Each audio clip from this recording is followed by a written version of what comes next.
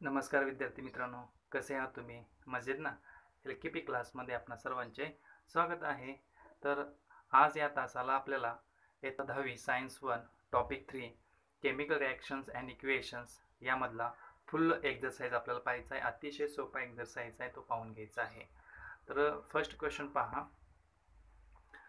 Choose the correct option from the bracket and explain the statement giving reason. म्हणजे आपल्याला काय करायचं आहे, दिलेल्या कंसामधले जे शब्द आहेत ते भरायचे आहेत आणि त्याला रिझन असं लिहायचं आहे.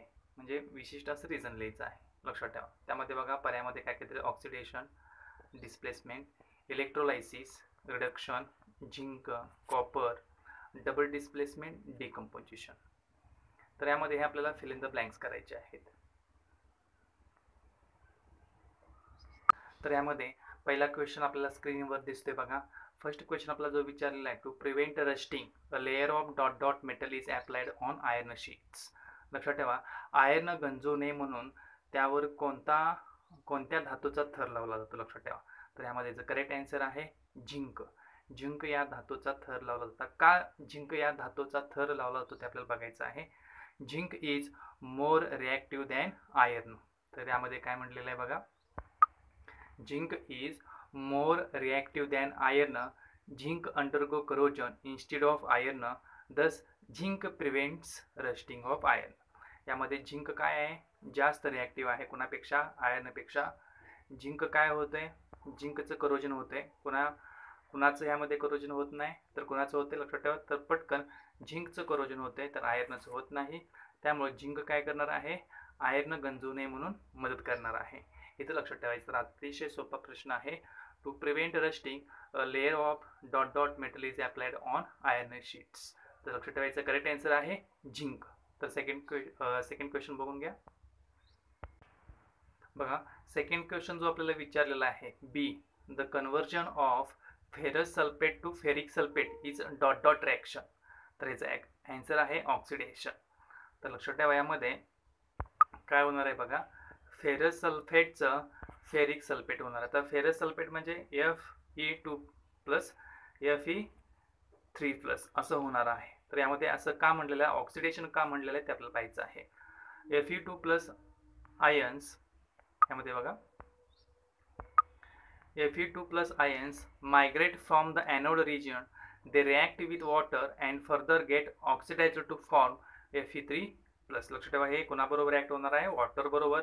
तर वॉटरचा फॉर्म्युला माहिती आहे तुम्हाला, H2O. तर लक्षात ठेवा, O बरोबर रिॲक्ट होणार आहे, याचा अर्थ इथं ऑक्सिडेशन होणार आहे. आता यामध्ये ऑक्सिडेशनची आपल्याला व्याख्या दिलेली आहे. का ऑक्सिडेशन म्हणलेलं आहे इथं, combine oxygen and removed hydrogen. तर यामध्ये लक्षात ठेवायचं आपल्याला हे डेफिनेशन महत्त्वपूर्ण आहे. Combine oxygen and removed hydrogen. Also oxidation means losing one or more electrons. लक्षात ठेवायचं, यामध्ये काय करायचं आहे बघा. तर यामध्ये दोन डेफिनेशन आपल्याला लक्षात ठेवायचं आहे. कंबाईन ऑक्सिजन असेल तरी ऑक्सिडेशन म्हणायचं आहे, हायड्रोजन निघून गेला तरी पण ऑक्सिडेशन म्हणायचं आहे. आणि जर oxidation means losing one or more electrons. लक्षात ठेवायचं, यामध्ये Fe2 प्लस होणारा Fe2 प्लसचं Fe3 प्लस झालेला आहे. यामध्ये लक्षात ठेवायचं, याचा अर्थ पॉझिटिव्ह चार्ज इन्क्रीज झाला, याचा अर्थ इलेक्ट्रॉन्स काय झालेत, लूज झाले आहेत 100%. लक्षात ठेवा. तर याचं करेक्ट आन्सर आहे ऑक्सिडेशन. तर नेक्स्ट क्वेश्चन पहा. तर लक्षात ठेवा, यामध्ये आपल्याला जो प्रश्न विचारलेला आहे बघा, when electric current is passed through acidulated water dot dot of water take place.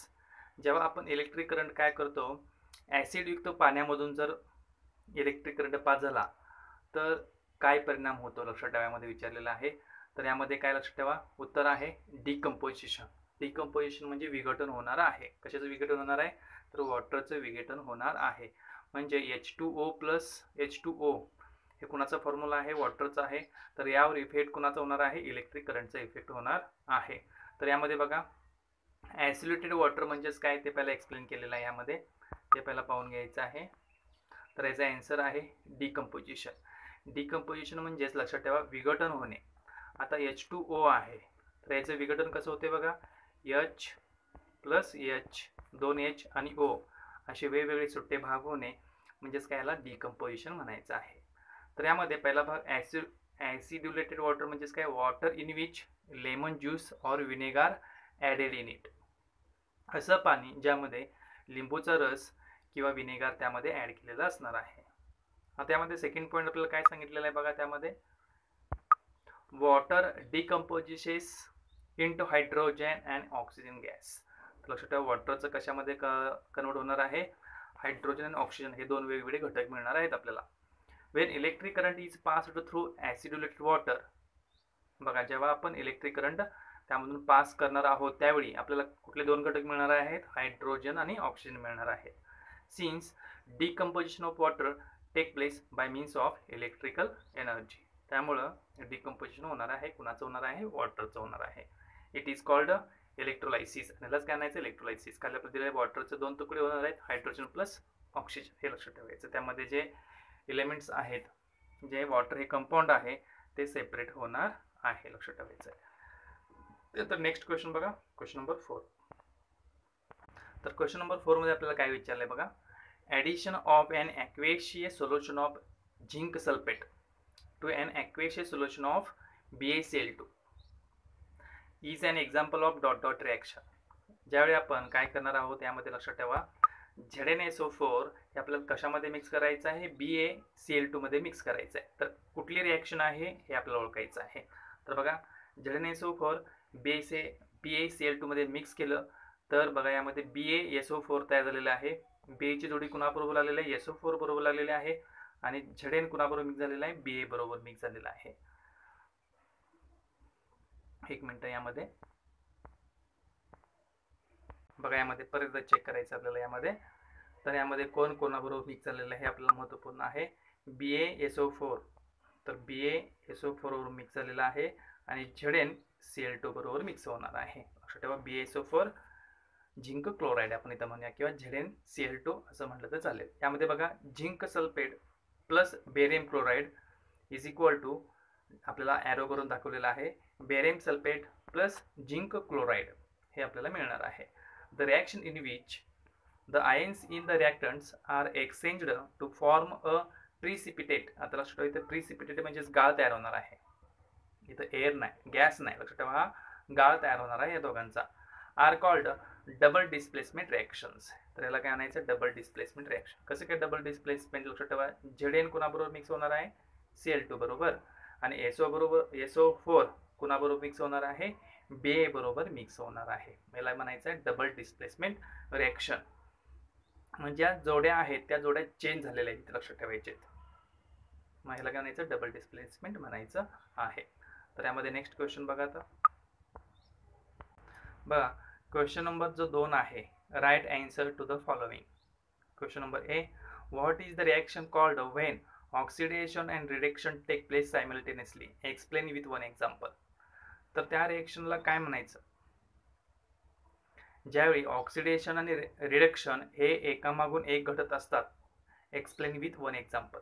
लक्षात ठेवा, ऑक्सिडेशन पण त्या रिॲक्शन, एखादं केमिकल रिॲक्शन असेल तर त्यामध्ये ऑक्सिडेशन पण घडत असेल आणि रिडक्शन पण घडत असेल एकाच वेळी सायमल्टेनियसली, तर त्या रिॲक्शनला काय म्हणायचं आहे आणि एक एक्झाम्पल आपल्याला द्यायचं आहे. तर बघा, यामध्ये the reaction in which, first point बघा, the reaction in which oxidation and reduction take place simultaneously is called a redox reaction. ह्यालाच काय म्हणायचं आहे, redox reaction असं म्हणायचं आहे. तर यामध्ये बघा, CuO कुणाबरोबर मिक्स होणार आहे, H2 बरोबर. तर यामध्ये आपल्याला बघा, Cu वेगळा झाला आणि H2 आणि O ची जोडी जमली.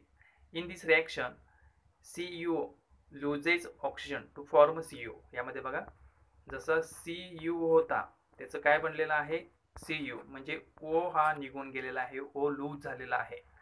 तर या रिॲक्शनला म्हणायचं reduction. This means that reduction of copper oxide take place. लक्षात ठेवा, कॉपर ऑक्साईडचे काय झालेले आहे, रिडक्शन प्रोसेस झालेले आहे. लक्षात ठेवा, एखादा एलिमेंट आपल्यापासून निघून जात असेल त्यावेळी रिडक्शन म्हणायचं आहे. त्यानंतर नेक्स्ट बघा, H2 molecules takes up oxygen to form H2O. तर यामध्ये बघा, H2 होता फक्त, त्याच्याजवळ कोण आलेला आहे, O आलेला आहे, मग त्याचं H2O बनलेला आहे. म्हणजे लक्षात ठेवा, इथं काय झालेलं आहे, this means that oxidation of H2 take place. Both the oxidation and reaction always occur simultaneously. यामध्ये काय झालेलं आहे, ऑक्सिडेशन आणि रिडक्शन प्रोसेस एकाच वेळी घडलेली आहे. यामध्ये लक्षात ठेवायचा अतिशय सोपा भाग आहे. तर याला म्हणायचं आहे रिडॉक्स रिॲक्शन म्हणायचं आहे. ज्यावेळी ऑक्सिडेशन आणि रिडक्शन ही प्रोसेस एकाच वेळी जर घडत असेल तर त्याला रिडॉक्स रिॲक्शन असं म्हणायचं आहे. अतिशय सोपा प्रश्न होता. नेक्स्ट प्रश्न बघा. तर यामध्ये क्वेश्चन नंबर बी बघायचा आहे. How can the rate of the chemical reaction namely decomposition of hydrogen peroxide be increased. बघा पहिल्याचा प्रश्न बघा. How can the rate of the chemical reaction namely decomposition of hydrogen peroxide be increased. म्हणजेच यामध्ये लक्षात ठेवायचं आहे डिकम्पोजिशन कोणाचं करायचं आहे, हायड्रोजन पेरॉक्साइडचं करायचं आहे. त्यावेळी त्याचा केमिकल रेट कसा असू शकतो असा आपल्याला प्रश्न विचारलेला आहे. तर बघा अतिशय सोपा प्रश्न आहे. तर यामध्ये काय सांगितलेलं आहे, the decomposition of the hydrogen peroxide into water and oxygen take place slowly at room temperature. म्हणजे ह्याचं जे डिकम्पोजिशन होणार आहे, आता डिकम्पोजिशन कशामध्ये होणार आहे, हायड्रोजन वेगळं होणार आहे यामध्ये बघा, किंवा यामध्ये ऑक्सिजन एक घेऊया आपण. म्हणजे असं आपल्याला H2O अँड O यामध्ये आपल्याला याचं डिकम्पोजिशन करायचं आहे आणि O मध्ये आपल्याला डिकम्पोजिशन करायचं आहे. म्हणजे हायड्रोजनचे 2 ॲटम आहेत, ऑक्सिजनचे 2 ॲटम्स आहेत त्यामध्ये. तर H2O म्हणजे वॉटर आणि एक O शिल्लक राहिलेला आहे त्याला आपण ऑक्सिजन म्हणायचं आहे. Take place slowly at room temperature. जे टेम्परेचर सामान्य असेल तर त्याचं वॉटर आणि ऑक्सिजनमध्ये अतिशय स्लो पद्धतीनं काय होणार आहे, डिकम्पोजिशन होणार आहे. However hydrogen peroxide decomposes rapidly in the presence of manganese dioxide powder which acts as catalyst. जर यामध्ये आपण हायड्रोजन पेरॉक्साइड मध्ये जर मी काय ॲड केलं, मॅंगनीज डायऑक्साईड जर ॲड केलं आणि ती पावडर रूपात असेल तर ती काय म्हणून कार्य करणार आहे, कॅटलिस्ट म्हणून कार्य करणार आहे. याचा अर्थ केमिकल रिॲक्शनचा रेट इन्क्रीज करणार आहे, लक्षात ठेवायचं आहे. थर्ड काय म्हटले बघा, दस bye adding manganese dioxide powder the rate of chemical reaction can be increased. त्यामुळे आपण त्याचं केमिकल रिॲक्शन आपण इन्क्रीज करू शकतो. In this way decomposition of hydrogen peroxide is increased. म्हणजे तर काय सांगितलेलं आहे, हायड्रोजन पेरॉक्साइड जे आहे त्याचा आपण केमिकल रिॲक्शनचा जो रेट आहे तो कसा वाढवू शकतो असा आपल्याला इथे प्रश्न विचारलेला. अतिशय सोपा प्रश्न आहे. तर हायड्रोजन पेरॉक्साइडचा रेट आपण कशामुळे वाढवू शकतो, मॅंगनीज डायऑक्साईडमुळे वाढवू शकतो. मॅंगनीज डायऑक्साईड त्यामध्ये ॲड करायचं, आपल्याला इथं ह्याचा केमिकल रेट वाढणार आहे. नेक्स्ट क्वेश्चन पहा. बघा क्वेश्चन नंबर सी आपल्याला पाहायचं आहे. Explain the term reactant and product giving examples. तर यामध्ये आपल्याला रिॲक्टंट म्हणजेच काय आणि प्रोडक्ट म्हणजेच काय हे एक्झाम्पलद्वारे एक्सप्लेन करायचं आहे. आता यामध्ये बघा फर्स्ट पॉईंट आपल्याला काय सांगितलेलं आहे, अतिशय सोपा पॉईंट आहे. The substances taking part in chemical reaction are called reactants. असे सबस्टन्स जे केमिकल रिॲक्शनमध्ये पार्टिसिपेट होतात त्याला आपण रिॲक्टंट्स म्हणायचं आहे. तर यामध्ये लक्षात ठेवायचं, हा जो डावीकडचा गट आहे, बरोबर चिन्हाचा जो डावीकडचा गट आहे ॲरोच्या डावीकडचा, त्याला आपण रिॲक्टंट्स म्हणणार आहोत. सेकंड पॉईंट बघा, the substances formed as a result of chemical reaction by formation of new chemical reaction by forming of new bonds are called products. म्हणजे ह्याच्यामुळे ह्यावरती रिॲक्शन होऊन जे नवीन बनलेले आहेत घटक त्याला आपण काय म्हणायचं आहे, प्रोडक्ट्स म्हणायचं आहे. तर लक्षात ठेवा, बरोबर चिन्हाच्या डावीकडे काय आहे, रिॲक्टंट्स आणि बरोबर चिन्हाच्या उजवीकडे काय आहेत, प्रोडक्ट आहेत. हे लक्षात ठेवायचं यामध्ये. आता नेक्स्ट पॉईंट बघा, यामध्ये काय केलेलं आहे बघा, यामध्ये सांगितलेलं आहे AgNO3 plus NaCl are reactants, AgCl plus NaNO3 are products. म्हणजे हे दोन रिॲक्टंट्स आणि खालचे दोन प्रोडक्ट्स. लक्षात ठेवायचं आहे. डावीकडचा भाग काय असणार आहे, रिॲक्टंट्स असणार आहे आणि उजवीकडचा भाग प्रोडक्ट असणार आहे.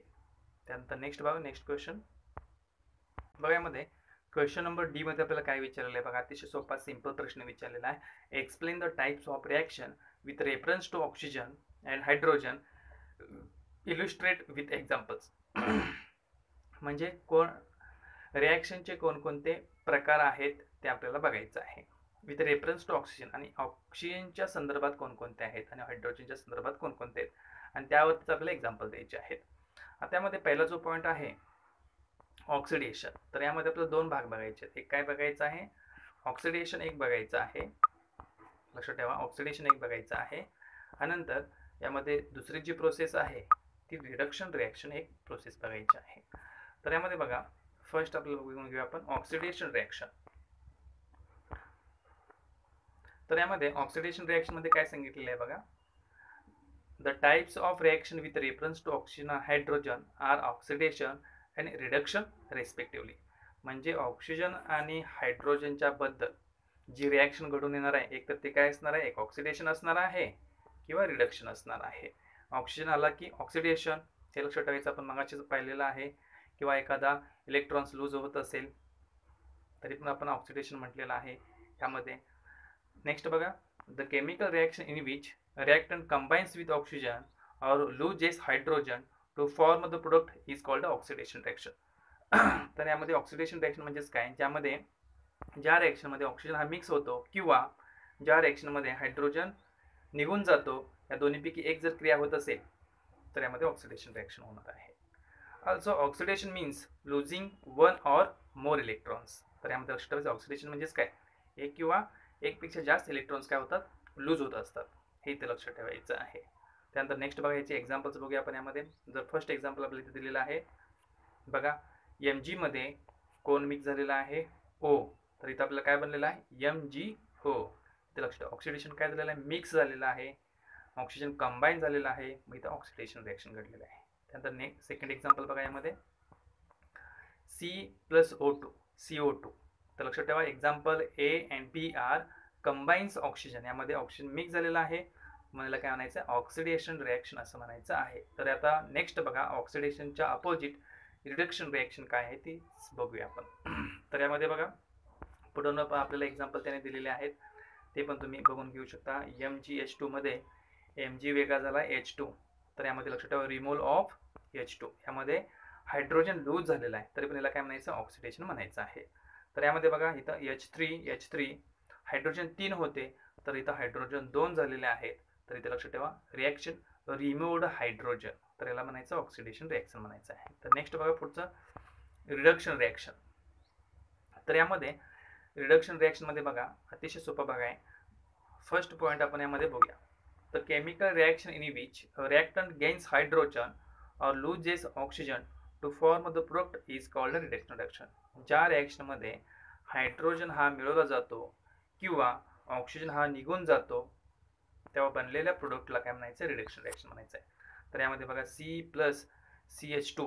तर यामध्ये कोण मिळालंय बघा, हायड्रोजन मिक्स झालेला आहे, C अंडरगोज रिडक्शन. तर यामध्ये लक्षात ठेवायचं आहे, तर इथे कुठली प्रोसेस झालेली आहे, रिडक्शन प्रोसेस झालेली आहे. यामध्ये लक्षात ठेवायचं आहे हायड्रोजन मिक्स झालेला आहे. त्यानंतर नेक्स्ट क्वेश्चन बघूया. तर हा प्रश्न बघा, क्वेश्चन नंबर ई जो आहे, explain the similarity and difference in two events. तर आपल्याला खाली दोन इव्हेंट्स दिलेले आहेत, तर यामध्ये डिफरन्स काय आहे आणि समानता काय आहे, म्हणजे डिफरन्स पण फाइंड करायचा आहे आणि सिमिलरिटी पण. लक्षात ठेवा सिमिलरिटी अँड डिफरन्स त्यातला फाइंड करायचा आहे. दोन एक्झाम्पल्स दिलेले आहेत, namely adding NaOH to water, adding CaO2 water. तर यामध्ये लक्षात ठेवायचं आहे NaOH वॉटरमध्ये ॲड करा आणि CaO पण वॉटरमध्ये ॲड करायचं आहे. लक्षात ठेवा यामध्ये दोघांमध्ये पण काय मिक्स करायचं आहे, वॉटर मिक्स करायचं आहे. तर आपल्याला फर्स्ट एक्झाम्पल बघूया आपण काय आहे. तर यावर आपल्याला लक्षात येईल यामध्ये काय सांगितलेलं आहे, डिफरन्स आणि सिमिलरिटी आपल्याला पाहिजे आहे. तर फर्स्ट एक्झाम्पल बघा, NaOH प्लस H2O. तर यामध्ये लक्षात ठेवा काय बनलेलं आहे बघा, Na वेगळं झालेलं आहे, OH वेगळं झालेलं आहे. तर सेकंड एक्झाम्पल बघा, CaO प्लस H2O. तर यामध्ये Ca कंसामध्ये OH2 आहे, ब्रॅकेट कंप्लीट आहे, ब्रॅकेट कंप्लीट नंतर मग 2 आहे, यामध्ये लक्षात ठेवायचं. तर फर्स्ट एक्झाम्पल मध्ये काय सिमिलरिटी आणि काय डिफरन्स आहे ते आपण बघून घेऊ आपण. तर यामध्ये बघा, heat is given away during this process, so it is an exothermic process. तर जी ही प्रोसेस झालेली आहे किंवा जी रिॲक्शन यामध्ये घडलेली आहे, तर ही रिॲक्शन घडत असताना यामधून हीट इज गिवन अवे. तर यामध्ये लक्षात ठेवायचं heat is given away during this process, so it is an exothermic process. लक्षात ठेवा यामध्ये हीट गिवन अवे झालेली आहे, त्यामुळे ही कुठली प्रोसेस आहे, एक्झोथर्मिक प्रोसेस आहे. No new substance are formed as the process involves only dissolution. तर यामध्ये फक्त याचं विघटन झालेलं आहे, नवीन प्रोडक्ट काय बनलेला नाही. तर ही समानता दोघांमध्ये तीच असणार आहे. Hits given away during this process, so it is an exothermic process. म्हणजे ही पण एक्झोथर्मिक प्रोसेस आहे, ही पण एक्झोथर्मिक प्रोसेस, ही सिमिलरिटी आहे. तर यामध्ये वेगळं पण काय आहे, यामध्ये नवीन पदार्थ तयार झालेला नाही, तर ह्यामध्ये नवीन पदार्थ तयार झालेला आहे, हे तर लक्ष ठेवायचं आहे. तर खालच्या एक्झाम्पल मध्ये बघूया आपण. तर बघा सेम तेच आहे, heat is given away during this process, so it is an exothermic process. तर यामध्ये लक्ष ठेवा, हीट इज गिवन अवे होते. तर यामध्ये डिफरन्स काय आहे, new substance is formed, calcium hydroxide is formed. तर न्यू सबस्टन्स कुठला आहे, कॅल्शियम हायड्रॉक्साईड. तर वरच्या रिएक्शन मध्ये काय वेगळं पण आहे, नवीन पदार्थ बनलेला नाही. लक्षात ठेवा, हे यामध्ये मोस्ट इम्पॉर्टंट आपल्याला लक्षात ठेवायचं. मग क्वेश्चन 3 मध्ये explain the following terms with examples. खाली ज्या टर्म्स आहेत त्या आपल्याला एक्सप्लेन करायचं आहेत. तर पहिली प्रोसेस बघा, endothermic reaction, 2 combination reaction, 3 balanced equation, 4 displacement reaction. तर ह्या रिएक्शन्स आपल्याला टर्म्स आपल्याला समजून घ्यायच्या आहेत, नेमक्या काय त्या टर्म्स बघा. तर यामध्ये पहिली जी टर्म्स आहे एंडोथर्मिक रिएक्शन, तर आपल्याला मगाशी एक्झोथर्मिक रिएक्शन केलेलं आहे, त्याच्या अपोजिट कोण आहे, एंडोथर्मिक रिएक्शन आहे. तीच आपल्याला बघायची आहे, काय रिएक्शन आहे, एंडोथर्मिक रिएक्शन. एंडोथर्मिक रिएक्शन मध्ये बघा, हीट फ्रॉम आउटसाइड इज ॲब्झॉर्ब्ड. बघा लक्षात ठेवा, बाहेरची हीट शोषून घेतली जाते. ड्युरिंग सम फिजिकल चेंजेस, काही भौतिक बदल होत असताना बाहेरून हीट शोषून घेतली जाते. तर एक्झाम्पल बघा, मेल्टिंग ऑफ आईस, बर्फ वितळत असताना लक्षात ठेवा, बर्फ वितळतो याचा अर्थ बाहेरून हीट शोषली जाणार आहे बर्फामध्ये, त्यामुळे बर्फ वितळतो. नंतर dissolution of potassium nitrate in water. तर बघा, पोटॅशियम नायट्रेट याचं वॉटरमध्ये काय होणार आहे, डिसोल्युशन होणार आहे. Therefore these are endothermic processes. लक्षात ठेवा, एंडोथर्मिक प्रोसेस म्हणजेच काय, बाहेरून हीट शोषली जाते, त्यालाच म्हणायचं आहे एंडोथर्मिक प्रोसेस. तर कॅल्शियम कार्बोनेटमध्ये हीट लावली तर काय होणार आहे, कॅल्शियम ऑक्साईड आणि कार्बन डायऑक्साईड, आपल्याला 2 प्रोडक्ट मिळणार आहेत. त्यावेळी लक्षात ठेवा, इथे हीट शोषली गेलेली आहे, यालाच काय म्हणायचं आहे, एंडोथर्मिक रिएक्शन अशी म्हणायची आहे. तर लक्षात ठेवा, बघा अतिशय सोपा भाग आहे एंडोथर्मिक रिएक्शन म्हणजेच काय, त्याचे एक्झाम्पल्स काय आहे, खाली इक्वेशन सुद्धा दिलेलं आहे. नेक्स्ट बघा, नंतर कॉम्बिनेशन रिएक्शन बघायचे आहेत. तर आन्सर बघा, कॉम्बिनेशन रिएक्शनचं काय आहे, तर यामध्ये when 2 or more reactants combine in a reaction to form a single product, it is called a combination reaction. यामध्ये 2 किंवा 2 पेक्षा जास्त काय असतात, अभिक्रियाकारके असतात, ते एकत्र येतात आणि त्याच्यापासून एक आणि एकच असा वेगळा पदार्थ तयार होतो. It is called a combination reaction. यालाच काय म्हणायचं, कॉम्बिनेशन रिएक्शन म्हणायचं आहे. तर यामध्ये बघा, NH3 यामध्ये काय ऍड केलं, HCl, ह्या 2 प्रोडक्ट आहेत, सॉरी 2 रिएक्टंट्स आहेत, त्याच्यापासून एकच NH4Cl बनलेला आहे. तर यामध्ये लक्षात ठेवा, अमोनिया प्लस हायड्रोजन क्लोराईड एकत्र आला, अमोनियम क्लोराईड बनलेला आहे. तर यामध्ये सेकंड बघा,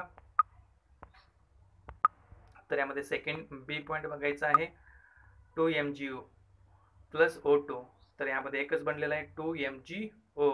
तर यात लक्षात ठेवायचं, magnesium plus oxygen, magnesium oxide, 2 किंवा 2 पेक्षा ज्यादा रिएक्टंट्स आहेत आणि त्यापासून एकच असा प्रोडक्ट बनलेला आहे. तर शेवटचं बघा, CaO plus H2O CaOH2 plus heat, म्हणजे यामध्ये कॅल्शियम ऑक्साईड वॉटरमध्ये मिक्स झालेला आहे आणि कॅल्शियम हायड्रॉक्साईड बनलेला आहे. तर अतिशय सोपा भाग आहे. कॉम्बिनेशन रिएक्शन म्हणजेच 2 घटक एकत्र येतात आणि त्याच्यापासून एकच एकुलता असा पदार्थ तयार होतो. लक्षात ठेवा, त्याला म्हणायचं कॉम्बिनेशन रिएक्शन. खाली एक्झाम्पल दिलेले आहेत, एकतर एक्झाम्पल लक्षात ठेवणं गरजेचं आहे. तर नेक्स्ट क्वेश्चन बघा, नेक्स्ट क्वेश्चन आपल्याला बॅलन्स्ड इक्वेशन पाहायचं आहे. तर बॅलन्स्ड इक्वेशन म्हणजेच काय बघा, the number of atoms of elements in the reactant in the equation is same as the number of atoms of those elements in the products. Such an equation is called a balanced equation. म्हणजे बरोबर चिन्ह, sorry, जो arrow असतो त्या ॲरोच्या डावीकडचा भाग म्हणजेच काय, ॲरोच्या डावीकडचा भाग म्हणजे रिएक्टंट्स आणि ॲरोच्या उजवीकडचा भाग म्हणजेच काय, प्रोडक्ट. आणि अशा इक्वेशनला काय म्हणायचं आहे, बॅलन्स्ड इक्वेशन म्हणायचं आहे. म्हणजे रिएक्टंटच्या बाजू जे एलिमेंट्स आहेत त्यांचं जे प्रमाण आहे किंवा त्याची जी ॲटमची संख्या आहे ते रिएक्टंट आणि प्रोडक्टमध्ये जर सेम असेल त्याला बॅलन्स्ड इक्वेशन म्हणायचं आहे. तर बऱ्याच वेळा आपला 7वी 8वी आणि 10वी मध्ये हा भाग गेलेला आहे. लक्षात ठेवा, अ balanced chemical equation follows the law of conservation of mass. तर बॅलन्स्ड केमिकल इक्वेशन कुणाचा रूल फॉलो करतो? Law of conservation of mass. If the equation is unbalanced, then it is balanced by applying proper factors to appropriate reactions or products. तर यामध्ये जर unbalanced असेल तर ते आपण व्यवस्थितपणे ते बॅलन्स करू शकतो. अनबॅलन्स्ड इक्वेशन आपल्याला दिलेलं आहे बघा, NaOH प्लस H2SO4 हा डावीकडचा भाग रिॲक्टंट्स आहेत आणि इकडे Na2SO4 प्लस H2O. तर यामध्ये बघा सोडियमचे 2 आहेत, इकडे सोडियमचा 1 आहे. इथं ऑक्सिजन टोटल किती बघा 5 आहेत, इथं 5 आहेत, हे बॅलन्स आहे. हायड्रोजन इथं टोटल 3 आहेत, तर इकडे हायड्रोजन बघा 2 आहेत, म्हणजे हे अनबॅलन्स्ड आहे. आता बॅलन्स्ड कसं केलेलं आहे बघा पुढे. तर यामध्ये हे बघा जे खाली इक्वेशन जे दिलेलं आहे ते बॅलन्स्ड इक्वेशन केलेलं आहे. तर इथं 2 नाही, इथं आपण 2 घेतले नाही, लक्षात ठेवायचं. 2 घेतल्यामुळे बॅलन्स झालेलं आहे. तर डावीकडे जे सोडियमचे ॲटम्स आहेत ते किती 2 आहेत, तर उजवीकडे पण सोडियम किती 2 आहेत. बरोबर चिन्हाच्या सॉरी जो ॲरो आहे तो त्याची लेफ्ट साइड आणि राईट साइड. तर यामध्ये बघा OH सॉरी तर OH म्हणूया आपण, O लक्षात ठेवा आणि OH, O आणि H दोन वेगवेगळे एलिमेंट्स इथे कन्सिडर करायचे. O चे किती टोटल बघा इथं 4 आणि इकडचे 5 आहेत, इकडे पण 4 आणि 1 5 आहेत. तर यामध्ये H2 किती आहेत बघा, इथं H2 2 आणि 1 3 आहेत, इकडे पण H2 आणि इकडे एक H2 2.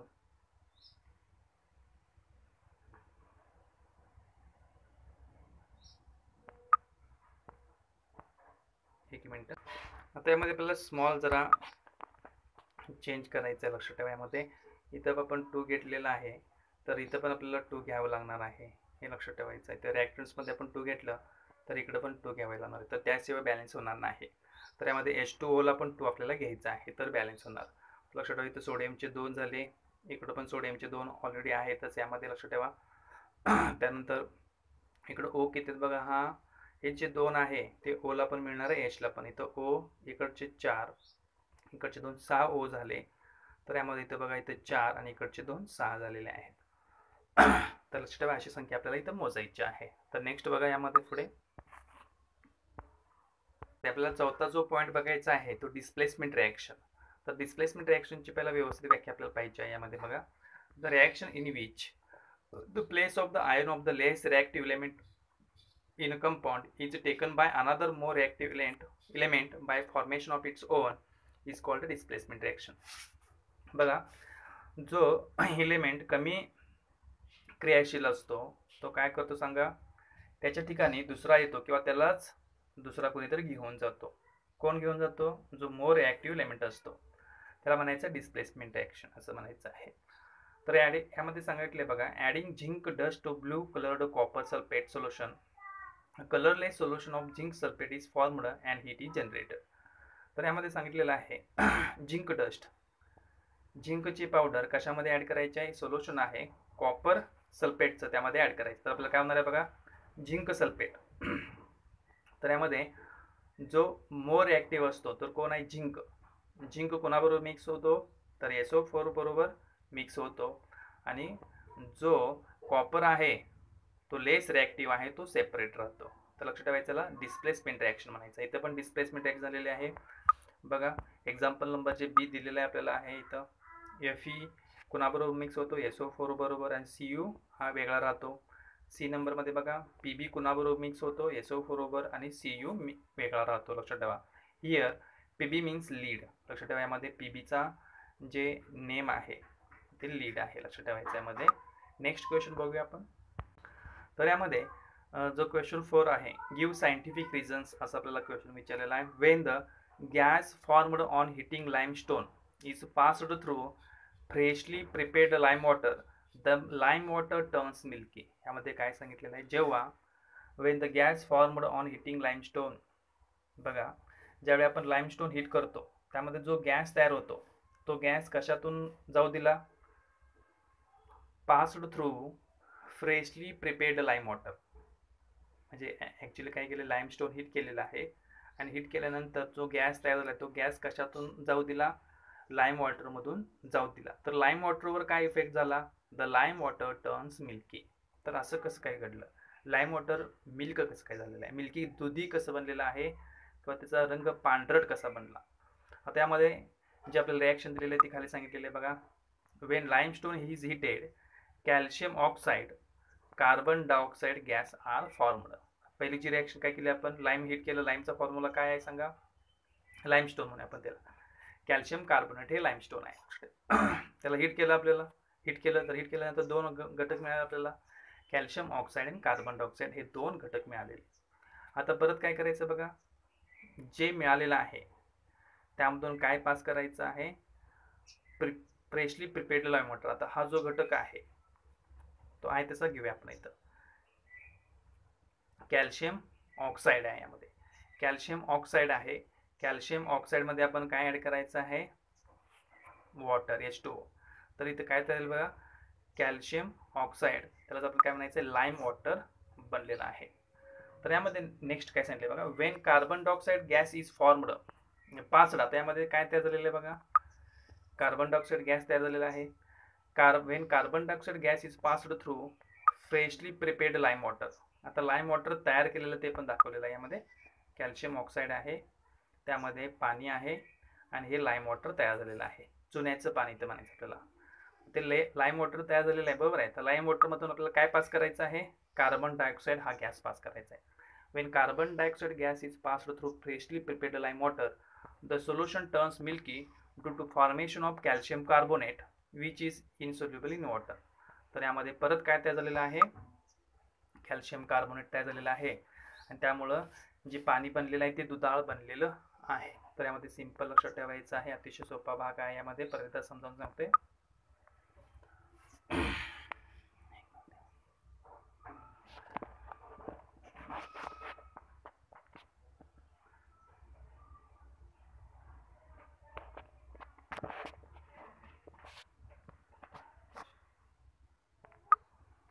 तर यामध्ये एक सिंपल आपल्याला लक्षात ठेवायचं आहे. पहिल्यांदा आपण काय बघितलेलं लक्षात ठेवा, यामध्ये कॅल्शियम कार्बोनेटला हीट दिली तर आपल्याला काय मिळालं बघा, कार्बन डायऑक्साईड हा गॅस तयार झाला. आता कार्बन डायऑक्साईड गॅस कशातून पास करायचा आहे, पहिला लाईम वॉटर आपल्याकडे पाहिजे. लाईम वॉटर हे आहे बघा, CaOH2. तर ह्या दोघांची रिॲक्शन झाली, कार्बन डायऑक्साईड आणि लाईम वॉटर. तर आपल्याला काय मिळणार आहे, परत कॅल्शियम कार्बोनेट मिळणार आहे आणि ते त्यामध्ये पाणी मिक्स असणार आहे आणि त्यामुळे कॅल्शियम कार्बोनेट तयार झाल्यामुळे ते दुधी बनलेलं आहे, हे इथे लक्षात ठेवायचं आहे आपण. तर नेक्स्ट पॉईंट बघा, पुढचा प्रश्न जो विचारलेला आपल्याला, क्वेश्चन जो बी आपल्याला विचारलेला अतिशय सोपा आहे. It takes time for pieces of Shahabad tile to disappear in HCl but its powder disappears rapidly. तर यामध्ये अतिशय सोपा प्रश्न विचारलेला, अतिशय मोस्ट इम्पॉर्टंट प्रश्न आहे. काय सांगितलेलं आहे, शाहबाद टाईलचे जे पीसेस असतील, बारीक बारीक तुकडे असतील, त्याला वेळ लागणार आहे नाहीच व्हायला कुणाच्या रिॲक्शनमध्ये, HCl मध्ये. आणि ती जर पावडर असेल आणि पावडर बरोबर मिक्स झाली HCl बरोबर, लक्षात ठेवा यामध्ये काय करायचं, शाबादचे तुकडे घ्यायचे आणि त्याची रिॲक्शन कुणाबरोबर घडवून आणायची, HCl बरोबर. आणि त्याच शाबाद फरशीचे काय करायचे, बारीक बारीक पावडर करायची आणि ती कुणाबरोबर रिॲक्शन घडवून आणायची, HCl बरोबर. इथे लक्षात ठेवायचं आहे, जे तुकडे आहे त्याची रिॲक्शन स्लो मध्ये होणार आहे आणि जी पावडर आहे त्याची रिॲक्शन याच्याबरोबर काय होणार आहे, HCl बरोबर फास्ट होणार आहे. तर यामध्ये लक्षात ठेवा, म्हणजे रिॲक्शन कुणाची जलद झाली, तर ज्याची पावडर बनलेली आहे त्याची रिॲक्शन फास्ट झालेली आहे. तर यामध्ये बघा, फर्स्ट पॉईंट आपल्याला काय सांगितलेलं आहे, समजावून सांगितलेलं आहे बघा. The rate of chemical reaction depends upon size of the reactant particles. मग केमिकल रिॲक्शनचा जो दर आहे कमी जास्त होण्याचा, तो कशावर डिपेंड आहे, त्या रिॲक्टंटचे कण कशा आहेत, लहान आहेत का मोठे आहेत. जर लहान असतील तर रिॲक्शनचा दर जास्त असणार आहे, जर कण मोठे असतील तर रिॲक्शनचा दर काय असणार आहे, कमी असणार आहे. Smaller the size of the reactant particles higher is the rate of the reaction. जर त्या रिॲक्टंटची साईज जर लहान असेल तर रिॲक्शनचे रेट काय असणार आहे, जास्त असणार आहे. एक्झाम्पल, शाबद टाईल पीसेसमध्ये आहे, HCl बरोबर रिॲक्शन झाली. In the above reaction carbon dioxide vapour is formed slowly. यामध्ये जो कार्बन डायऑक्साईड आहे तो स्लोली तयार होणार आहे. चौथा पॉईंट काय सांगितलेला आहे, शाबद टाईल पावडर आहे आणि ती HCl बरोबर मिक्स होत आहे. In the above reaction carbon dioxide vapour is formed fast, आणि ती रिॲक्शन कशी होणार आहे, फास्ट होणार आहे. इथं लक्षात ठेवायचं आहे. त्यानंतर नेक्स्ट क्वेश्चन बघा.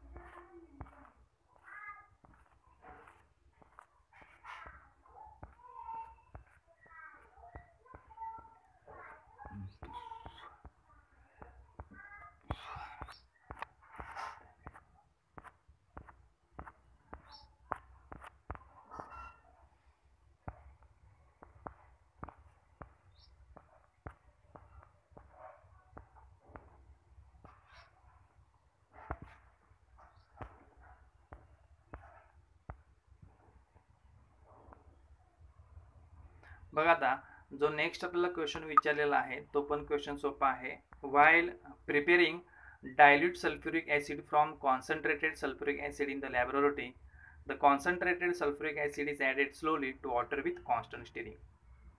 आता यामध्ये आपल्याला काय करायचं, डायल्यूट हे महत्त्वपूर्ण आहे. डायल्यूट म्हणजेच काय, ज्याची तीव्रता कमी आहे. आपल्याला कमी तीव्रतेचं काय करायचं आहे, while preparing dilute sulfuric acid from concentrated sulfuric acid, आपल्याकडे काय आहे, सल्फ्युरिक ऍसिड आहे, H2SO4 आहे. सल्फ्युरिक ऍसिड म्हणजे H2SO4 आहे. त्याची तीव्रता आपल्याकडे जास्त आहे. त्याला आपल्याला काय करायची, याची तीव्रता कमी करायची आहे. ही तीव्रता कमी कशी करायची आहे, त्यामध्ये पाणी ओतायचं आहे. पण पाणी ओतत असताना जलदमध्ये ओतून चालेल का, मग ते पाणी हळूहळू का ओतायचं, असा आपल्याला प्रश्न विचारलेला आहे. Added slowly to water with constant stirring, हळूहळू हलवायचं पण आहे पाणी ओतत असताना. असं का करायचं आहे ते आपल्याला बघायचं आहे. तर यामध्ये बघा जो प्रश्न विचारलेला आहे तो सोपा विचारलेला आहे. In the process of dilution of sulphuric acid from concentrated sulphuric acid in the laboratory, very large amount of heat is liberated. This process is highly exothermic.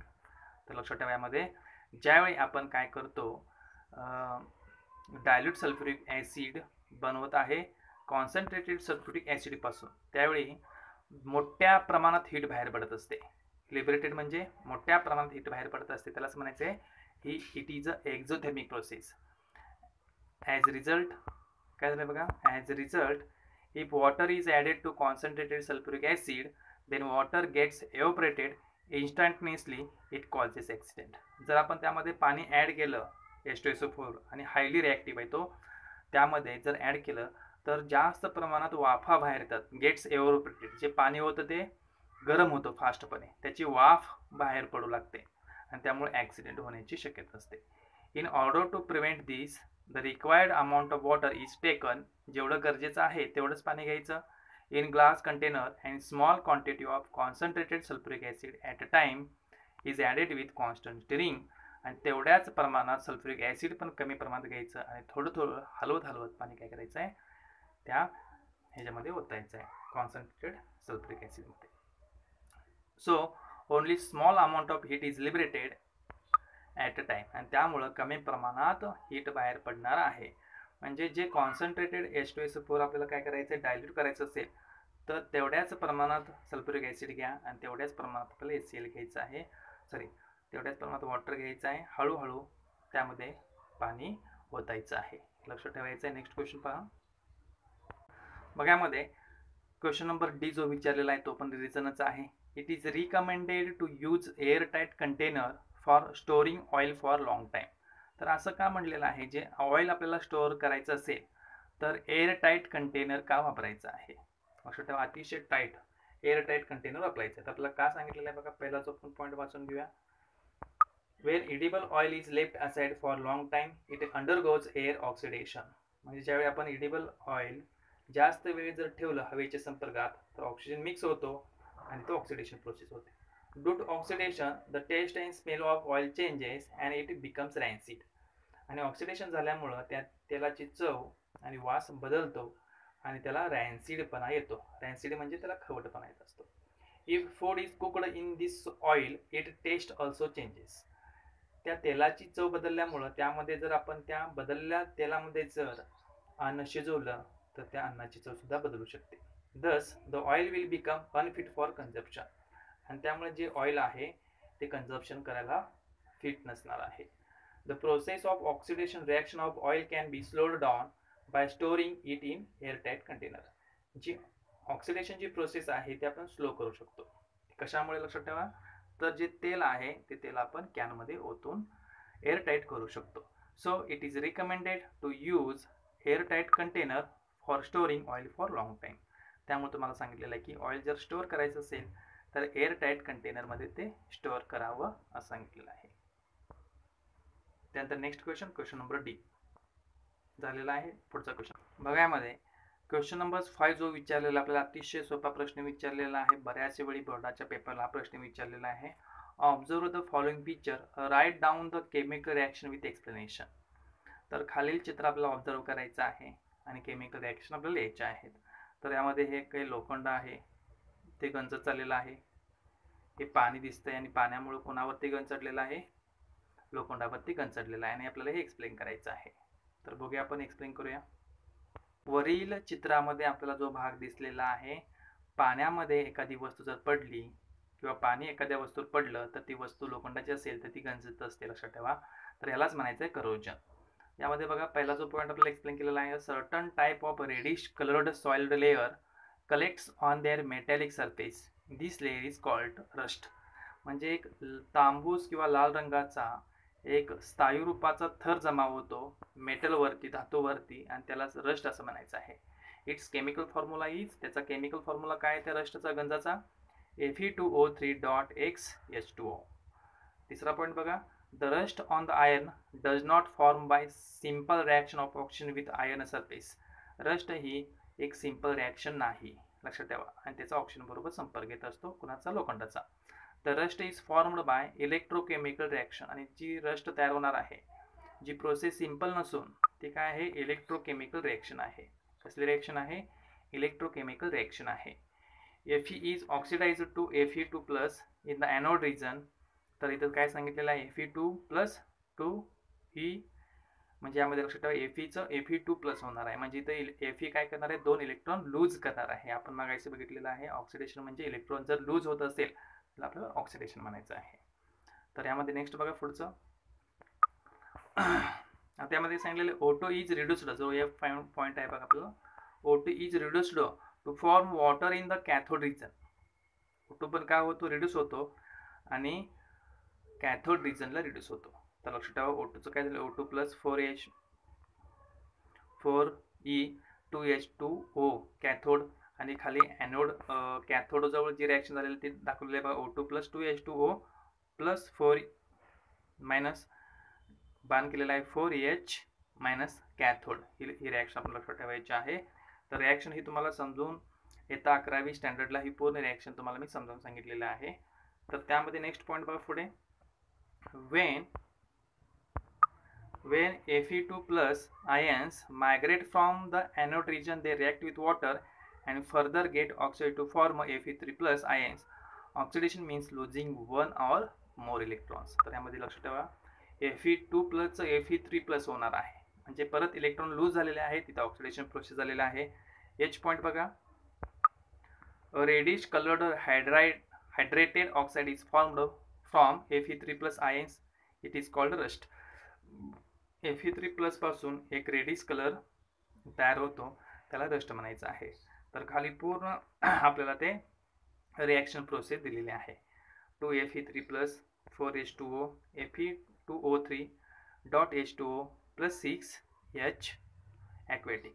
Due to various components of atmosphere, oxidation of metals take place, constantly resulting in their damage. This is called the corrosion. म्हणजे वेगवेगळे जे metals आहेत, वातावरणातल्या बदलामुळे काय होऊन त्यावरती गंज चढतो, त्यालाच काय म्हणायचं, करोजन असं म्हणायचं आहे. तर अतिशय महत्त्वपूर्ण क्वेश्चन आहे, 4 मार्काला विचारला जातो. जे महत्त्वाचे पॉईंट्स आहेत, जे महत्त्वाचे रिॲक्शन आहे ते आपल्याला लक्षात ठेवायचे. जो रस्टचा जो फॉर्म्युला आहे तो पण लक्षात ठेवायचा आहे. तर नेक्स्ट क्वेश्चन पहा बघा, क्वेश्चन नंबर 6 मध्ये आपल्याला काय विचारलेलं आहे बघा, identify from the following reaction the reactants that undergo oxidation and reduction. तर यामध्ये आपल्याला खालील रिॲक्शन, ऑक्सिडेशन कोणते आहेत किंवा रिडक्शन कोणते आहेत ते बघायचे आहेत. ते बघण्यापूर्वी आपल्याला ऑक्सिडेशन रिडक्शन म्हणजेच काय थोडासा डिफरन्स पाहून घेऊया. तर यामध्ये काय सांगितलेलं आहे, ऑक्सिडेशन म्हणजेच काय, adding O, removing H, loss of electrons, release energy, exergonic, लक्षात ठेवायचं, रिलीज एनर्जी लक्षात ठेवायचं यामध्ये. तर यामध्ये removing O, adding H, gain of electrons, electron मिळवणे, स्टोअर्स एनर्जी, त्याला एंडोजेनिक असं म्हटलेलं आहे. तर यामध्ये ऑक्सिडेशन रिडक्शनचा डिफरन्स जर लक्षात आला असेल तर आपण लगेच फाइंड करू शकतो ऑक्सिडेशन कुणामध्ये झालेलं आहे, रिडक्शन कुणामध्ये झालेलं आहे. तर यामध्ये खाली एक एक्झाम्पल दिलेलं आहे. तर यामध्ये लक्षात येते बघा ऑक्सिडेशन कुणामध्ये झालेलं आहे, रिडक्शन कुणामध्ये झालेलं आहे. तर यामध्ये आपल्याला लक्षात येते CH12 आहे. बघा यामध्ये काय झालेलं C6H12O6 C6CO2 यामध्ये लक्षात ठेवा लॉस ऑफ इलेक्ट्रॉन्स आहेत. लॉस ऑफ इलेक्ट्रॉन्स 6CO2 आणि 6O2चं काय बनलेलं आहे 6H2 म्हणजे इथं रिडक्शन झालेलं आहे. तर यामध्ये काय ॲड झालेलं आहे बघा ॲडिंग H, त्यामुळे इथं रिडक्शन लक्षात ठेवायचं आहे. तर यामध्ये बघून घेऊया आपण काय झालेलं आहे. फर्स्ट जी रिॲक्शन आपल्याला विचारलेली आहे त्यामध्ये बघा Fe+S, तर आपल्याला इथं FeS बनलेला आहे. Here Fe loses 2 electrons and form Fe2+, so it is oxidation. तर यामध्ये लक्षात ठेवायचं Fe काय करणार आहे, Feचं इलेक्ट्रॉनिक कन्फिग्युरेशन बघायचं आहे 2 8 14 2 यामध्ये 2 इलेक्ट्रॉन्स लूज होणार आहेत. तर Fe मध्ये काय होणार आहे लक्षात ठेवा इलेक्ट्रॉन्स लूज झाले तर यामध्ये ऑक्सिडेशन म्हणायचं आहे. आणि S काय करणार आहे 6 आहेत तर 8 होणार आहेत. तर इथे काय लक्षात ठेवायचं आहे इलेक्ट्रॉन्स गेन होणार आहेत, इथं रिडक्शन प्रोसेस झालेली आहे. तर लक्षात ठेवायचं आहे इलेक्ट्रॉन्स लूज असतील तर ऑक्सिडेशन, इलेक्ट्रॉन्स तर गेन असतील तर रिडक्शन प्रोसेस लक्षात ठेवायचं. यामध्ये नेक्स्ट बघा इक्वेशन जी बी विचारलेले आहे ते अतिशय सोपी इक्वेशन आहे 2Ag2O. तर यामध्ये दोन तुकडे झालेले आहेत. लक्षात ठेवा Ag आणि O वेगवेगळे झालेले आहेत. तर यामध्ये लक्षात ठेवायचं लूजेस ऑक्सिजन लूज झालेला आहे Ag पासून, तर इथे लक्षात ठेवायचं रिडक्शन प्रोसेस असणार आहे. तर नेक्स्ट एक्झाम्पल बघा यामध्ये 2Mg+O2 2MgO लक्षात येते Mg आणि O एकत्र आलेले आहेत ॲडिंग ऑक्सिजन, तर लक्षात ठेवायचं ऑक्सिडेशन रिॲक्शन झालेले आहे. Here Mg undergoes oxidation, it loses electron to form Mg2+, Mg. O2 undergoes reduction as it gains electron to form O2-. लक्षात ठेवा यामध्ये कोणामध्ये काय झालेले आहे Mg चं इलेक्ट्रॉनिक कॉन्फिगरेशन 282 आहे. लक्षात ठेवा यामध्ये 2 लूज होतो म्हणजे Mg काय झालेला आहे ऑक्सिडेशन आणि O मध्ये काय झालेलं आहे रिडक्शन. ही प्रोसेस लक्षात ठेवायची यामध्ये. तर यामध्ये बघा NiO+H2 Ni+H2O निकेल ऑक्साईड. तर निकेल काय करतो बघा लूजेस ऑक्सिजन, निकेल ऑक्साईडचं निकेल बनलेलं आहे त्यामध्ये लक्षात ठेवायचं. तर यामध्ये निकेल ऑक्साईडचं फक्त निकेल बनलेलं आहे, ऑक्सिजन लूज झालेला आहे त्यामुळे इथं रिडक्शन झालेलं आहे. आणि काय झालेलं आहे बघा H2 कोणाबरोबर मिक्स होतो O बरोबर, तर H gains oxygen, it is oxidation. कारण H हा काय करतो ऑक्सिजनला मिळवतो त्यामुळे ऑक्सिडेशन. आता नेक्स्ट प्रोसेस बघूया आपण नेक्स्ट प्रोसेस. तर यामध्ये हे 4 एक्झाम्पल्स तुम्हाला समजले असतील. तर यामध्ये ऑक्सिडेशन कोणामध्ये झालेलं आहे, रिडक्शन कोणामध्ये झालेलं आहे, ऑक्सिजन मिळत असेल तर काय आणि ऑक्सिजन जात असेल तर काय, हायड्रोजन येत असेल तर काय, हायड्रोजन जात असेल तर काय. तर ह्यावरून आपण ऑक्सिडेशन रिडक्शन ही प्रोसेस पाहिलेली आहे. तर त्यानंतर क्वेश्चन नंबर 7. तर क्वेश्चन नंबर 7 हा पण अतिशय सोपा क्वेश्चन आहे. Balance the following equation step wise. तर आपल्याला हे बॅलेन्सिंग करायचं आहे, अतिशय सोपा भाग आहे. इक्वेशन आपल्याला बॅलेन्सिंग करायचं आहे स्टेप वाईज. अतिशय सोपा प्रश्न आहे. बॅलेन्सिंग जर तुम्हाला जमलं तर तुम्हाला 2 मार्क सहजपणे मिळून जाणार आहे. तर एक एक क्वेश्चन्स आपण बघून घ्यायचे. टोटल 4 क्वेश्चन आहे. तर तो पहिला क्वेश्चन बघून घेऊया आपण. तर यामध्ये बघा पहिल्यांदा आपण काय दिलेलं आहे, तर बॅलेन्सिंग करत असताना लक्षात ठेवा डावीकडे किती आहेत आणि उजवीकडे किती आहेत. तर कुणाच्या ॲरोच्या डावीकडे किती आहेत, ॲरोच्या उजवीकडे किती आहेत. तर ॲरोच्या डावीकडे कुठले अक्षर बघा H S O. तर H किती आहे टोटल, H इकडचे 2 इकडचे 2 टोटल 4 H आहेत. इकडचे S किती आहेत बघा, हा पूर्ण गट हा डावीकडचा ॲरोच्या डावीकडचा. रिॲक्टन्स म्हणजेच काय ॲरोच्या डावीकडचा आणि प्रोडक्ट म्हणजे ॲरोच्या उजवीकडचा. तर S किती आहेत 2 आहेत आणि O टोटल 7 आणि इकडचा एक 8 O आहेत. तर तेच उजवीकडे आहेत का बघा, ह्यामध्ये इथं H 2 आहेत, S 1 आहे आणि O 4 आहे. म्हणजे इथं बॅलेन्स आहे का बघा, 4 ला 4 नाही, 2 ला 1 नाही, 8 ला 4 बॅलेन्सिंग काही सुद्धा नाही. तर बॅलेन्सिंग करत असताना आता यामध्ये आपण काय बदल करू शकतो बघा. तर यामध्ये ह्याला आपण 2 ने गुणू शकतो, ह्याला 2 ने गुणू शकतो आणि ह्याला सुद्धा 2 ने गुणू शकतो. म्हणजे इथं आपण काय होणार आहे बॅलेन्सिंग होणार आहे. तर पहिला आपण काय केलं ते बघून घेऊया. खालील चार्टमध्ये आपल्याला दिसतंय बघा, तो वरचा चार्ट होता त्यामध्ये मी काय केलेलं आहे प्रत्येकाला 2 2 न गुणलेला आहे. बघा तुलना करून घ्यायची आहे. खालच्या चार्टमध्ये जे काय होतं, वरच्या चार्टमध्ये जे काय आहे ते खाली काय बदल केला आहे बघा, तोच आहे, फक्त मी इथं काय केलेलं आहे, एक्स्ट्रा 2 न गुणलेला आहे. बरोबर आहे. तर यामध्ये काय फरक पडला बघूया आपण. 2 न गुणले याचा अर्थ मी कॉमनमध्ये कुठं 2 घेणार, इथं 2 घेणार. झालं. 2 न प्रत्येकाला गुणल्यासारखं झालं. हायड्रोजनला 2 न गुणलं, एसला 2 न गुणलं आणि ओला पण 2 न गुणलेलं आहे. तर कॉमनमध्ये 2 न मी इथं घेतलेलं आहे. तर लक्षात ठेवा इथं बॅलन्सिंग झालेलं आहे. तर फर्स्ट इक्वेशन जो होतं ते बॅलन्सिंग करायला अतिशय सोपं होतं. त्यामुळे 2 स्टेपमध्ये झालेलं आहे. काही स्टेप्स मोठ्या पण असतात, त्या बघून घेऊया. क्वेश्चन जो बी आहे तो पण आपल्याला बॅलन्सिंग करायचं आहे. डावी बाजू बघा, यामध्ये काय आहे, SO2 प्लस H2S आणि उजवीकडची बाजू S प्लस H2O हो. तर यामध्ये बघा डावीकडे H आहे, S आहे, O आहे. तर डावीकडचे H किती आहेत, 2 आहेत, S 2 आहेत, O पण 2 आहेत. आता तेच उजवीकडे आहे का बघा, उजवीकडे नाही, उजवीकडे H 2 आहेत, S 1 आहे आणि O 1 आहे. तर यामध्ये बॅलन्सिंग नाही. तर यामध्ये आपल्याला काय काय गरजेचं आहे बघा, कुठं कुठं बॅलन्सिंग करायचं आहे. हे काय ऑलरेडी बॅलन्स आहे, याला आपण काय करायचं, याला पण 2 न गुणायला पाहिजे, याला पण 2 न गुणायला पाहिजे. पण 2 न गुणणे म्हणजेच काय करणे, ॲक्च्युली आपण पहिल्यांदा कशाला गुणायला पाहिजे, हायड्रोजन 2 ऑलरेडी आहेत, ऑक्सिजन पण आपल्याला 2 करायचं आहे इथं, म्हणजे कॉमनमध्ये आपल्याला इथं 2H2O पहिला करायचा आहे. लक्षात ठेवा O 2 करायचं आहे. मग डायरेक्टली आपण O ला इथं 2 करू शकत नाही, तर हे पुढे आपण 2 करायचं आहे, 2H2O करायचं आहे. जसं H2Oचं आहे तर आपल्याला 2H2O करावं लागणार आहे, कारण आपण 2 इथं देऊ शकत नाही. तर इथं 2 देण्यापेक्षा आपण काय करायचं आहे, 2 कट करायचं आणि इथं घ्यायचं आहे ते. बघा मग काय बदल केला आपण, फक्त 2H2O केलेला आहे. बघा यामध्ये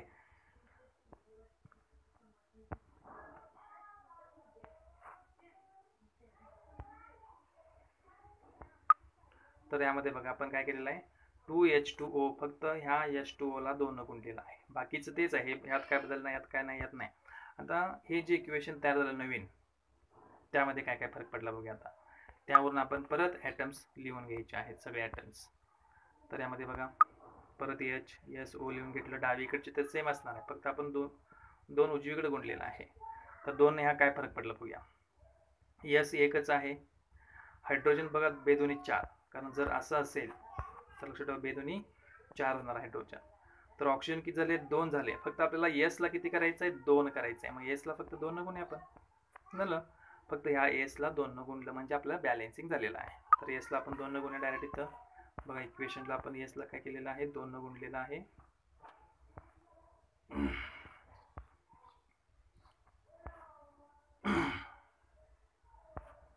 एक मिनिट,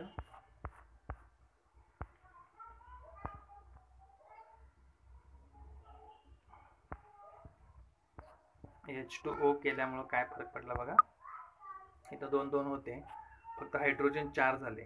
लक्षात ठेवा हायड्रोजन 4 आपल्याला नको पाहिजे होते.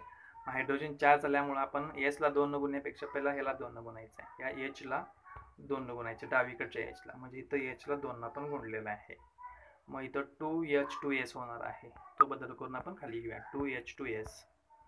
2H2S इथं बघा बदल दिसतोय. मी पहिल्यांदा काय बदल केला, ह्या मला 2 न गुणलं, नंतर ह्याला 2 न मी गुणलेलं आहे. आता ह्या इक्वेशननुसार काय काय फरक पडला, किती ॲटम्स वाढले ते आपण बघून घेऊया. तर यामध्ये बघा ह्या इक्वेशननुसार तर H किती झाले, 2 4 झाले. S किती झाले बघा, S इकडचा 1 आणि इकडचे हे पण 2 कॉमन आहे. लक्षात ठेवा हे जे 2 असं असणार आहे, मी ऑलरेडी तुम्हाला यापूर्वी पण सांगितलेलं आहे, हे 2 दोन्हीला असणार आहे. या H ला पण आहे आणि या S ला पण आहे. इथं H 4 झाले आणि S किती झाले, 2 असणार आहे. मग इकडचे 2 S, ह्या इकडचे आणि इकडचा हा 1, टोटल 3 S झाले. आणि O किती आहेत, डावीकडे O 2 आहेत, उजवीकडे पण O 2 आहेत. हायड्रोजन आता किती झाले बघा, इकडे पण 4, तिकडे पण 4 झाले. फक्त एक्स्ट्रा बदल काय करायचा इथं, लक्षात ठेवा इथं 1 आहे, त्याला आपण 3 न गुणायचं आहे. मग कुणाला 3 न गुणायचं, S ला 3 न गुणायचं. या S ला 3 न गुणले की बॅलन्सिंग होणार आहे. तर बघा S ला आपण खाली 3 न गुणलेलं आहे, आपलं इक्वेशन बॅलन्सिंग झालेलं आहे. तर लक्षात ठेवायचं असं पूर्ण भाग आपल्याला बॅलन्सिंग करून घ्यावा लागतो. तर लक्षात ठेवा या व्हिडिओमध्ये बघा व्यवस्थित समजतोय का. तर लक्षात ठेवा, समजत नसेल तर परत रिपीट व्हिडिओ करायचा आहे, परत तो चार्ट बघायचा आहे. चार्टमध्ये समजावून सगळं. त्यानंतर नेक्स्ट तिसरा क्वेश्चन पहा. बघा यामध्ये तिसरा क्वेश्चनमध्ये आपल्याला काय बॅलेन्सिंग करायचं आहे. तर यामध्ये Ag प्लस HCl हे डावीकडे आहेत, AgCl H2 हे काय आहे उजवीकडे आहे. तर यामध्ये काय करायचं आहे बघा, AgHCl हे ते तीनच एलिमेंट आहेत. डावीकडे पण तेच एलिमेंट असणार आहेत, उजवीकडे पण तेच एलिमेंट आहेत. बघा Ag किती आहे, डावीकडे एकच आहे, H किती आहे एकच आहे, Cl किती एकच आहे, Ag एक आहे, H एक आहे, Cl पण एकच आहे. उजवीकडे बघा Ag एकच आहे, H इथं 2 आहेत, इथं एक आहे, इकडे 2 आहे, म्हणजे बॅलेन्सिंग नाही. तर Cl किती आहे बघा, इकडे पण एक आहे, तिकडे पण एक आहे. तर यामध्ये आपल्याला बॅलेन्सिंग कसं करायचं बघा, H ला पण जर आपण 2 न गुणलं इथं बघा कुठं बॅलेन्सिंग करायचं, ह्या 1 ला आपण 2 जर गुणलं इथं 2 झालं. तर लक्षात ठेवा फक्त H ला आपल्याला 2 न गुणायचं, मग H इथं आहे. तर लक्षात ठेवा H ला 2 न गुणल्यावर क्लोरीन किती झाले सांगा टोटल. क्लोरीन पण आपोआप किती झाले, इथं 2 होणार आहे. बरं आहे, मग क्लोरीन 2 झाले तर परत इथं 2 न गुणावं लागणार आपल्याला. मग ह्याला 2 न गुणवायचं, मग ह्याला 2Ag झालेला आहे, मग ह्याला पण 2 न गुणावं लागणार. मग Cl किती झाले, Cl पण इथं 2 झाले, इथं पण 2 झाले, मग इथं Ag 2 झाले. तर लक्षात ठेवा इथं पण Ag 2 व्हायला पाहिजे, ते पण Ag 2 झाले इथं. तर लक्षात ठेवा असं बॅलेन्सिंग पण एक एक भाग आपण करत जाऊया इथं. तर यामध्ये एक पॉईंट आपण इथं वाढवत गेलो फक्त. तर पहिला पॉईंट आपण काय करूया, इथं Ag plus HCl AgCl plus H2O, फक्त त्यामध्ये इथं 2 आहे, फक्त H ला आपल्याला किती गुणायचं, 2 गुणायचं आहे, तेवढं आपण लक्षात ठेवूया. चला पुढे जाऊया. H ला बघा पहिल्या टप्प्यामध्ये आपण काय केलं, फक्त H ला 2 न गुणलेलं आहे. तर मी इथं खाली घेतलेलं आहे बघा, H ला 2 न गुणलं म्हणजे कॉमन मध्ये एकाला गुणू शकत नाही, तर 2 हे पूर्ण H ला पण येणार आहे Cl ला पण येणार. तर हे नवीन इक्वेशन बनलं. तर ह्या इक्वेशन नुसार खाली चार्ट बनवलाय बघा काय काय बदल झाला. तर यामध्ये काय काय बदल झाला बघा, Ag 1 1, H 2 2, Cl 2 1. तर यामध्ये फरक काय पडला बघा, इथं Cl 2 झाले, कारण बघा मी 2 न गुणलं H ला, पण फरक कुणावर पडलाय, Cl वरती पण पडलेला आहे. Cl 2 झालं, मग इथं ह्याला मला 2 न गुणावं लागणार, कुणाला उजवीकडच्या Cl ला. मग उजवीकडच्या Cl ला 2 न गुणावं म्हणल्यावर हे असं बनणार 2AgCl, 2AgCl असं बनणार, 2AgCl असं बनणार आहे. मग ते आपण बनवून घेऊया. तर बघा दुसरी स्टेप काय केली आपण सांगा, उजवीकडच्या Cl ला गुणलेलं आहे, उजवीकडच्या Cl ला म्हणजे 2AgCl झालं. मग 2AgCl इथं आलं बघा, 2AgCl आणि 2HCl हे लक्षात ठेवा इथं, 2HCl 2AgCl प्लस H2 हे लक्षात ठेवा. तर यामध्ये बघा ह्याच्यानुसार काय फरक पडला ते बघूया आपण ह्या दोन्हीनुसार. तर यामध्ये बघा Ag किती आहेत, 1 आहे, H किती आहे 2 आहे, Cl 2 आहेत, Ag किती आहे, तर यामध्ये सांगा Ag 2 बनले. तर लक्षात ठेवायचं Ag किती आहे, तर वरचाच बॉक्स आपण इथं खाली इथं 2 लिहायला पाहिजे, तर ते परत मी एकदा एक बॉक्स रिपीट झालेला आहे लक्षात ठेवा. Cl किती झालेला आहे, 2 झालेला आहे, H किती झाले 2 ऑलरेडी आहेत. तर यामध्ये हे बघा तेच रिपीट घेतलेलं आहे, तर फक्त मी त्यात लिहिलेलं नाही, तो बॉक्स मी खाली घेतो लक्षात ठेवा. तर बघा यामध्ये Ag 2 झाले, डबल डबल घेतलाय, तो मधला गॅप सोडा आहे, हा डायरेक्ट बघा हा. तर यामध्ये Ag 2 झाले, इकडे पण Ag 2, H 2, इकडे पण H 2, Cl 2 आणि Cl 2, इकडे पण 2 तिकडे पण 2, म्हणजे हे फायनल लक्षात ठेवा. डायरेक्ट मधला बॉक्स सोडून द्या, तो काय बघू नका, जिमली होऊ नका. तर ह्यामध्ये हा फायनल झाला आपला यामध्ये. तर यामध्ये पॉईंट लक्षात ठेवा, इथं आपण अगोदर आपलं काय झालं, Ag 2 झालं होतं इथं, तर मग इथं पण आपल्याला 2 न शेवटी गुणायचं हे लक्षात ठेवा इथं. तर यामध्ये नेक्स्ट बघा पुढचा पॉईंट, जी शेवटची रिॲक्शन आहे ती पण आपल्याला समजून घ्यायची आहे. यामध्ये बघा शेवटची रिॲक्शन व्यवस्थित समजून घ्यायची तर तुम्हाला कळणार आहे. यामध्ये बघा डावीकडे काय आहे, हीच रिॲक्शन मी खाली उतरून घेतलेली आणि ही उजवीकडे आहे. तर यामध्ये कुठले कुठले घटक आहेत ते आपण बघूया, सविस्तर मांडून घेऊया. यामध्ये सोडियमचे किती आहेत बघा, सोडियम डावीकडे एकच आहे, उजवीकडे सोडियम किती आहे 2 आहे, डावीकडे ऑक्सिजन किती आहे, इकडचे हे 4 आणि इकडचं एक 5 आहे, उजवीकडे पण बघा 4 आणि इकडचं एक 5 आहे, बरोबर आहे. हायड्रोजन किती बघा, इकडे हायड्रोजन हे 1 आणि 2, टोटल 3 झाले, बरोबर. आणि इकडे हायड्रोजन किती आहे बघा, इकडे हायड्रोजन 2 आहे. तर सल्फर जे आहे बघा, सल्फर इकडे पण 1 आहे आणि सल्फर इकडं पण 1 आहे, म्हणजे 1 आहेत. तर यामध्ये बॅलन्सिंग काय करायचं बघा, हे 5 ला 5 करू शकत नाही आपण बॅलन्सिंग, लक्षात ठेवा. इथे 1 ला 1 आहे, तर इथं आपण सोडियमला फक्त लक्षात एकच पॉईंट ठेवायचा, इथं 2 आहे, याला आपण 2 न गुणू शकतो. मग सोडियमला 2 न गुणलं, सोडियमला 2 ला गुणलं म्हणजेच 2NaOH आलंय, एवढं लक्षात ठेवा यामध्ये पॉईंट.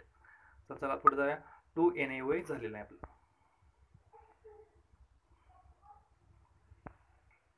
बघा मी डायरेक्ट हा पॉईंट घेतो, 2NaOH झालेला पॉईंट मी घेतलेला आहे. तर यामध्ये बघा 2NaOH मी बघायला सांगितलं तुम्हाला, 2NaOH झाले म्हणजे सोडियम किती झालं, 2 झालं.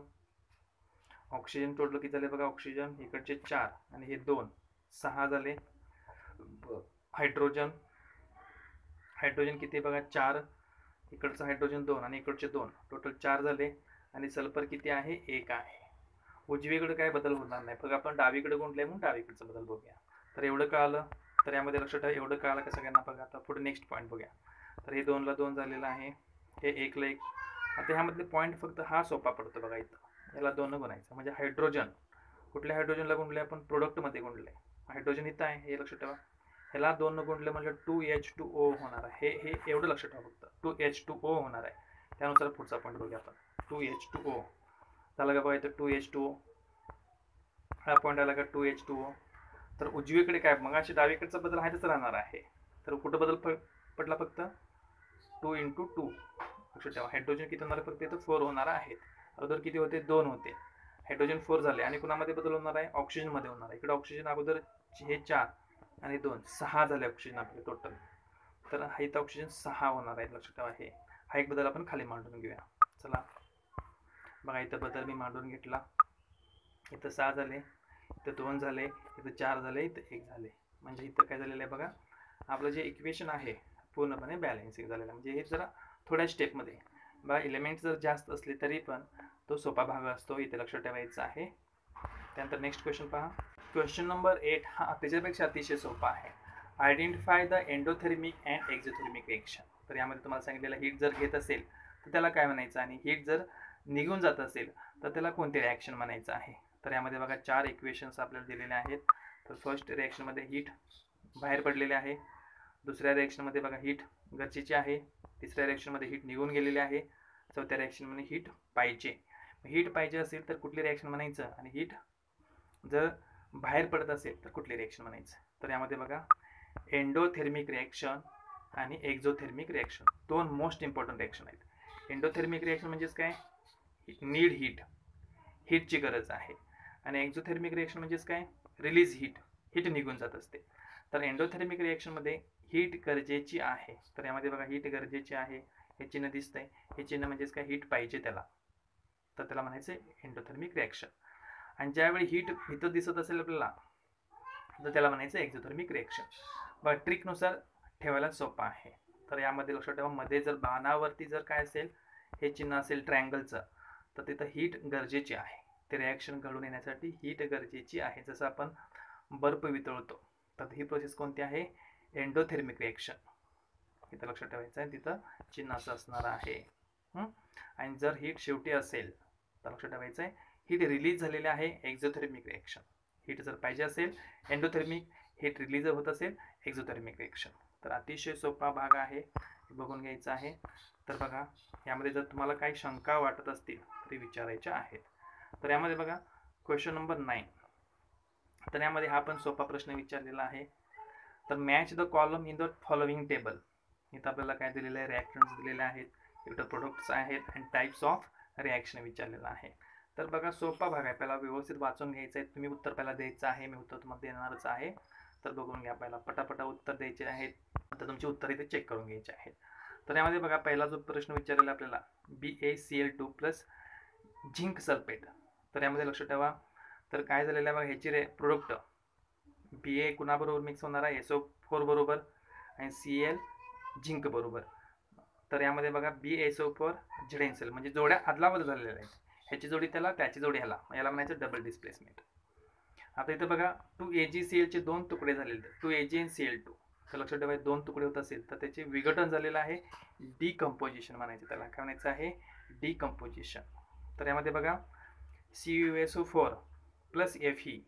तर Fe न कुणाला हिसकावून घेतलेलं आहे सांगा, Fe SO4ला हिसकावून घेतलेला आहे आणि CU एकटाच घरी गेलेला आहे. म्हणजे तर एकटा भाग एकाची जोडी होत असेल आणि दुसरा रिकामा पडत असेल त्याला म्हणायचं डिस्प्लेसमेंट रिएक्शन. तर यामध्ये बघा H2O आणि CO2 हे दोघे एकत्र होऊन एक वेगळाच एकच प्रोडक्ट बनला आहे, त्याला म्हणायचं कॉम्बिनेशन रिॲक्शन. काय म्हणायचं आहे? Combination reaction. तर अतिशय सोपा भाग आहे, बघायचा आहे. काही शंका असतील तर विचारायचे. बघा हा एक्झरसाइज इथं पूर्णपणे झालेला आहे. काही शंका असतील, डाऊट्स असतील तर कमेंट्समध्ये विचारायचं आहे. हा जर व्हिडिओ तुम्हाला आवडला असेल लाईक करा, शेअर करा आणि सबस्क्राईब करा. धन्यवाद.